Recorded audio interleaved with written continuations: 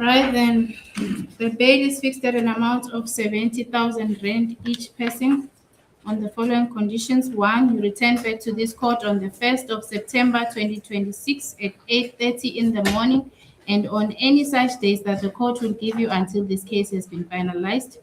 Number two, you are to report to the person in charge at a police station, which will be discussed with the state. The times will also be discussed with the state on every alternative week.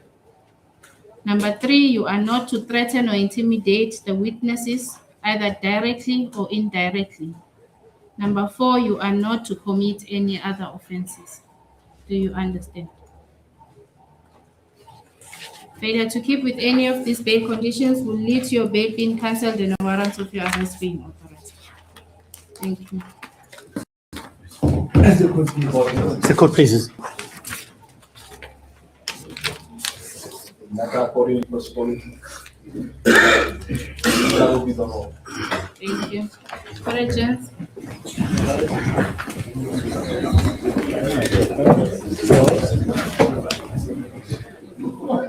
Let's thank these guys quickly.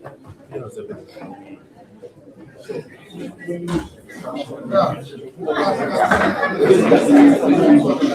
well, I think I said I'm happy to talk to the media. But I think you know what this happens because okay, and then apparently I'll check on that. I'm sure. I'll be surprised. But maybe let's thank the guys for the prosecution.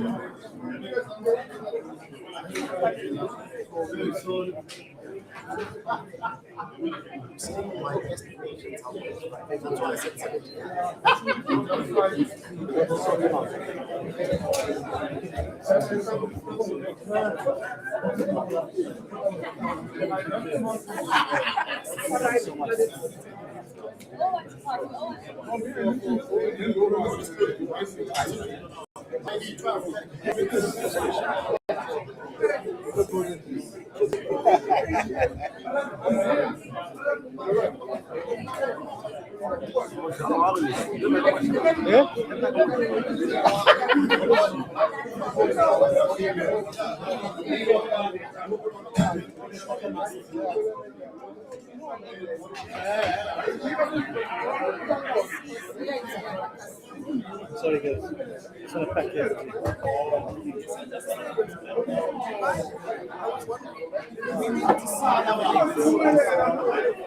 Get them from the court. It's very similar to what we filed. I'm going to give you a copy now. Thank you. Let me give you a copy. No, there's no issues there. It's very similar. I do make reference to.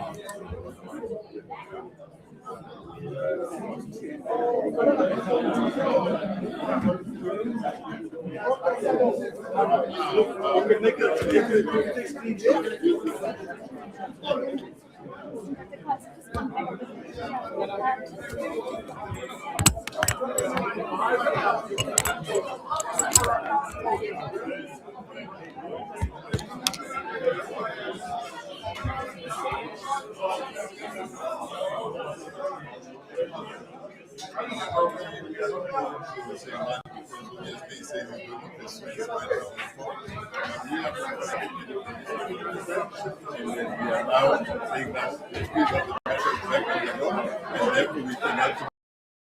merit of the case, because not have anyone close to the merit of the case.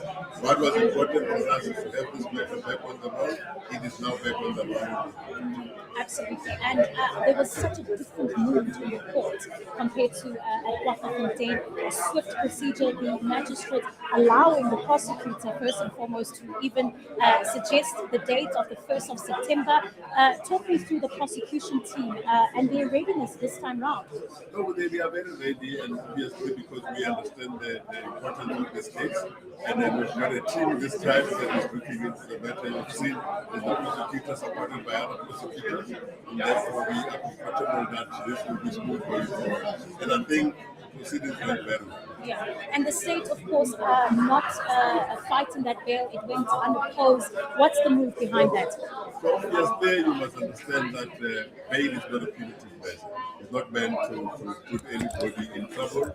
We are just here that we want the people to come back to court, and if that can secure them from coming back to court, we are fine with it. Guys, I have to ask this question because I can't ignore just how different these proceedings were from Kwaggafontein. Even the accused not wearing the shades, the sunglasses that we came to expect from them. It's a really different matter. Even the amount of security that's present here. Just your reaction as the MPA, seeing the difference here. It's almost as though during the proceedings 2 weeks back, there was a sense of almost, entitlement towards the court, almost a disrespect as well. Yeah, it's a very difficult one to comment on, but the fact of the matter is everybody must respect the decorum of the court. And we as a prosecution, we also respect the decorum of the court. And if everybody can do that, the public will see and respect courts, and the public will understand that when you are in court, you've got to behave in a certain way. Yeah. All right. Kaiser Khanyakhode, the spokesperson of the National Prosecuting Authority. Just another question they've been thrown up. Just a point of clarity on that interdict. You did mention that what they were attempting to interdict went ahead with them being granted bail. Is there any substance? Are we going to see proceedings go ahead at the Mpumalanga High Court on the 2nd? We don't know. You've heard in court that they are saying they'll pursue the matter, but the fact of the matter is the interdict was supposed to interdict the J50, therefore it has been implemented today. I don't know whether they will still continue with it or not. All right. Well, Kaiser Khanyakhode would smirk on his face. I think the NPA very clear that the aim today was to enroll the matter back onto the court roll. That has been achieved by the NPA, despite as well, we heard the defense there, Sean Abrahams, speaking about that despite his saying that they did not take these that they should Unless you want, we have questions.